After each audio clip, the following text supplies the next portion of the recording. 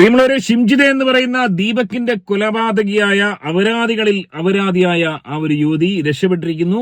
ദുബായിലോട്ടാണ് രക്ഷപ്പെടുത്തിയിരിക്കുന്നു എന്ന് തന്നെ പറയാം.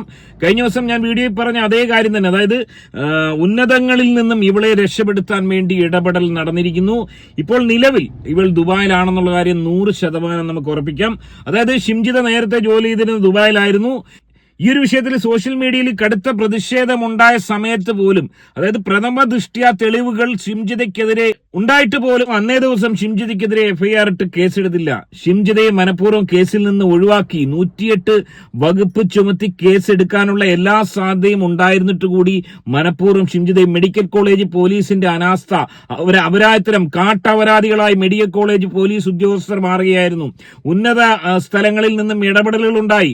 ഷിംജിതയ്ക്കെതിരെ കേസെടുത്ത് ലുക്കൌട്ട് നോട്ടീസ് കൊടുക്കേണ്ടതിന് പകരം ഷിംജിതയെ കേസിൽ നിന്ന് ഒഴിവാക്കുകയും ദീപകിന്റെ മരണം അസ്വാഭാവിക മരണത്തിന് മാത്രം കേസ് രജിസ്റ്റർ ചെയ്യുകയും ചെയ്ത കാട്ടപരാധം. അതുകളെ രക്ഷപ്പെടുത്താൻ വേണ്ടി ഒരു സാവകാശം തന്നെയായിരുന്നു. അത് തന്നെയാണ് ഇവർ ചോദിച്ചത്. അതായത് ഷിംജിയുമായി ബന്ധപ്പെട്ട ആളുകൾ, രാഷ്ട്രീയ പ്രമുഖർ ചോദിച്ചതും ആവശ്യപ്പെട്ടതും അത് തന്നെയാണ്. അതിൽ പ്രകാരം ആ ഒരു ഗ്യാപ്പിൽ ഇവൾ രക്ഷപ്പെട്ടെന്നുള്ളതാണ്. ദുബായിൽ ഇവളെ രക്ഷപ്പെടുത്താൻ സഹായിച്ച ആൾക്കാരെ കൂടി അറസ്റ്റ് ചെയ്യണം. ഇവളെ കേസെടുത്തിരുന്നെങ്കിൽ, ലുക്കൌട്ട് നോട്ടീസ് കൊടുത്തിരുന്നെങ്കിൽ ഇവള് ദുബായിലോട്ട് കടന്നുകളയുമായിരുന്നു. ദുബായ് പോലീസിന് ഇനി അറസ്റ്റ് ചെയ്യാൻ സാധിക്കും.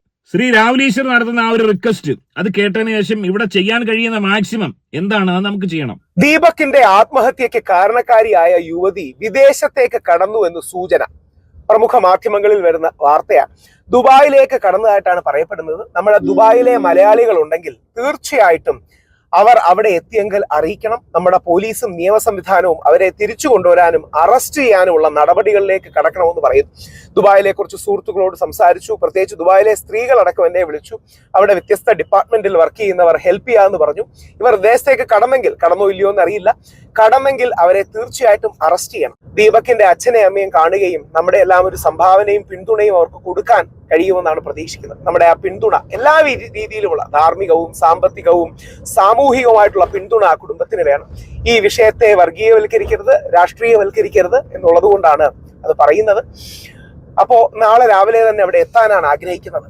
24 പോലെ ഏറ്റവും പ്രമുഖമായ മുഖ്യധാരാ മാധ്യമങ്ങളും എല്ലാം ഈ വിഷയം ചർച്ചയ്ക്കെടുക്കുന്നത് വളരെ പോസിറ്റീവും മറ്റുമാണ്. ഈ വിഷയത്തിൽ നമ്മളുടേതായ അഭിപ്രായ വ്യത്യാസങ്ങൾ, രാഷ്ട്രീയം, മതം, വർഗീയത, സമുദായം തുടങ്ങിയ കാര്യങ്ങൾ കുത്തിക്കേറ്റരുത്. യഥാർത്ഥത്തിൽ ഇത് പുരുഷന്റെ വേദനയുടെ വിഷയമാണ്. ഒരു പുരുഷൻ ആത്മഹത്യ ചെയ്ത വിഷയമാണ്. ദീപകിന് എല്ലാവിധ പിന്തുണയും കൊടുക്കണം, എല്ലാ തരത്തിലുമുള്ള പിന്തുണയും കൊടുക്കണമെന്ന് നിങ്ങളോട് അഭ്യർത്ഥിക്കുന്നു. കാറിലിരുന്നാണ് വീഡിയോ എടുക്കുന്നത്. അപ്പോ എത്രയും പെട്ടെന്ന് തിരിച്ച് കേരളത്തിൽ എത്തുകയും വളരെ പോസിറ്റീവായ രീതിയിൽ ഇതിൽ ഇടപെടുകയും ഒരു ദിവസമെങ്കിലും ആ പെൺകുട്ടിയെ തിരിച്ച് ഇവിടെ കൊണ്ടുവന്ന് അറസ്റ്റ് ചെയ്യിപ്പിച്ച് ജയിലിലിടണം. പിന്നീട് ജാമ്യം എടുത്തോട്ടെ, പിന്നെ ഒരു ട്രയൽ നടക്കട്ടെ, കോടതി തീരുമാനിക്കട്ടെ. നമുക്ക് അതിനൊന്നും എതിരഭിപ്രായമില്ല. പക്ഷേ ആ അമ്മയുടെയും അച്ഛന്റെയും കണ്ണുനീരിന് ഞാൻ അത് കൊടുക്കാത്തതിന്റെ കാര്യം എനിക്കത് കണ്ടിരിക്കാൻ പറ്റുന്നില്ല എന്നുള്ളതുകൊണ്ടാണ്. എനിക്കത് വേദനയോടെ കണ്ടിരിക്കാൻ പറ്റുന്നില്ല. അതുകൊണ്ടാണ് നിങ്ങളത് കാണുക. ആ കണ്ണീരിന്, ദീപകിന് വേണ്ടി നമുക്ക് ഒരുമിച്ച് നിൽക്കണം.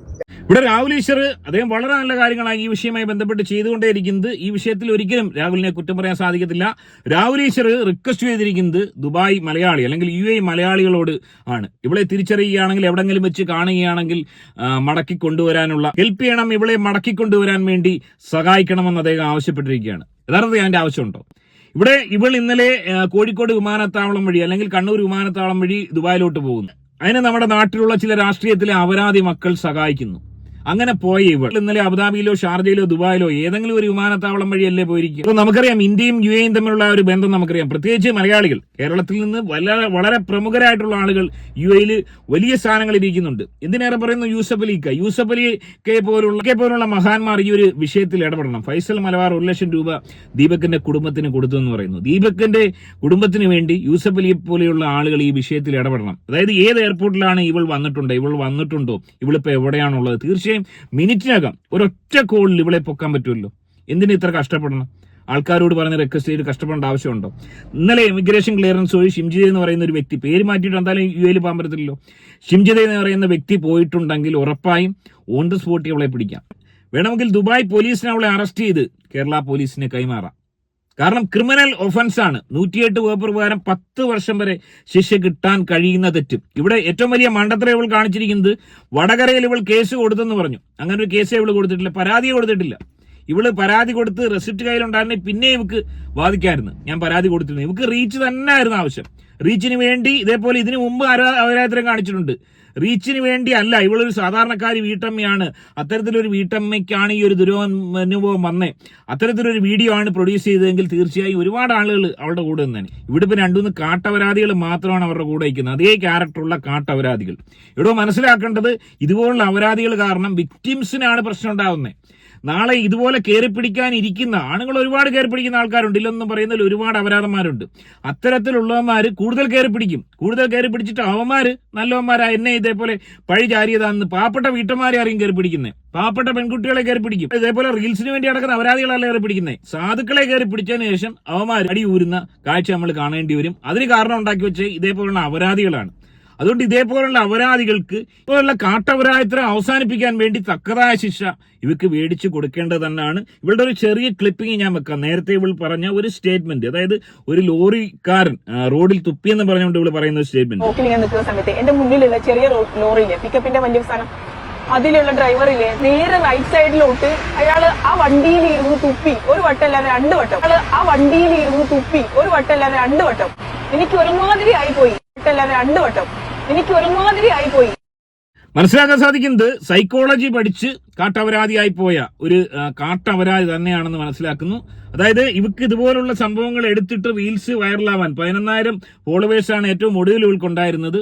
ഫോളോവേഴ്സിന് വേണ്ടി മാക്സിമം ഇവള് ശ്രമിച്ചു. എന്നിട്ട് ഇവള് പച്ച പിടിക്കാതെ വന്നപ്പോഴാണ് ഇതാണൊരു ട്രെൻഡ് എന്ന് മനസ്സിലാക്കിയിട്ടാണ് ഈ അപരാധം ഇവള് കാണിക്കുന്നത്.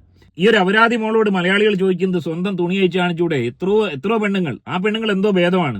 ഇതിലും എത്രയോ ഭേദമാണോ സ്വന്തം തുണി അയച്ച് കാണിച്ച് റീൽസ് ഉണ്ടാക്കി പോസ്റ്റ് ചെയ്തിട്ട് വൈറലാവുന്നത്. അതുകൊണ്ട് ഈ ഒരു വിഷയത്തിൽ ഞാൻ ആവശ്യപ്പെടുന്നത് ദുബായിലെ നമ്മുടെ മലയാളികളായിട്ടുള്ള പ്രമുഖ വ്യക്തികൾ, ദുബായിലെ ജനങ്ങളല്ല, പ്രമുഖ വ്യക്തികളുടെ ഇടപെടലുകൾ ഉടനെ ഉണ്ടാവണം. അവർ വിചാരിച്ചു കഴിഞ്ഞാൽ ഓൺ ദ സ്പോട്ടിൽ ഇവിടെ നാളെ ഇവിടെ കൊണ്ടുവരാൻ സാധിക്കും. അത്തരത്തിലുള്ള ഹോൾഡുകളുള്ള വ്യക്തികൾ ദുബായിലുണ്ട്. സോ തീർച്ചയായും അവരുടെ ഇടപെടൽ ഉണ്ടാവണം. ഇതുപോലെ കാട്ടപരാധം കാണിക്കുന്ന സ്ത്രീജനങ്ങൾക്ക് ഇത് വലിയ പാഠമാവണം. അതുകൊണ്ട് ഇവളെ എത്രയും പെട്ടെന്ന്, അതായത് വളരെ ഈസി ആയിട്ട് ഇവള് ദുബായിലോട്ട് പോയിരിക്കുകയാണ്. ഇതുപോലുള്ള അപരാധം കാണിച്ചതിന് ശേഷം കൂളായിട്ട് ദുബായിലോട്ട് കടന്നിരിക്കുന്നു. അവളെ ദുബായിലോട്ട് കടത്തിവിട്ട ആൾക്കാരുടെ ഒരു മാനസികാവസ്ഥ ആലോചിച്ച് വെക്കുക. അവരുടെ ഒരു മനമൊന്നുമില്ല. കാട്ടപരാധികളിൽ അപരാധികളല്ലേ അവർ. സോ തീർച്ചയായും വരും മണിക്കൂറുകൾ തന്നെ ദുബായിൽ നിന്ന് UAE നിന്ന് ഇവളെ പിടിച്ചു എന്നുള്ള വാർത്ത കേൾക്കാൻ സാധിക്കട്ടെ എന്ന് ആഗ്രഹിക്കുന്നു. ഈ വിഷയവുമായി ബന്ധപ്പെട്ട് നിങ്ങളുടെ അഭിപ്രായം കമന്റായി രേഖപ്പെടുത്തുക. ബൈ.